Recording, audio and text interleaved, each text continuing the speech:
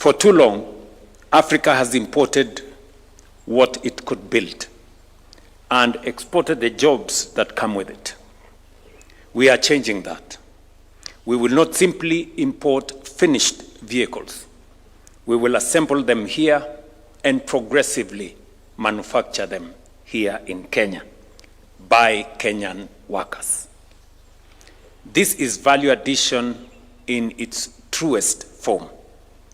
Every vehicle assembled on Kenyan soil creates Kenyan jobs, builds Kenyan talent, skills, and expertise, and keeps Kenyan value at home. It deepens our manufacturing base, reduces our dependence on imports, and moves us towards a competitive, export-ready automotive sector.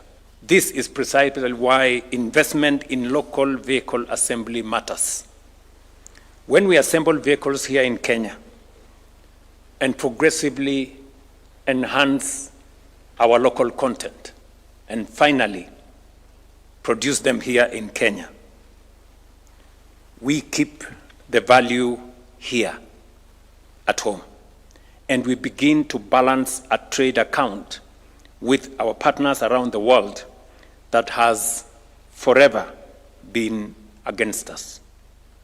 That is how we close the trade gap, not by buying less, but by building more and adding value of what we produce here in Kenya. That is how an economy becomes competitive. And what is the difference? And that is the difference between a nation that merely consumes and a nation that produces.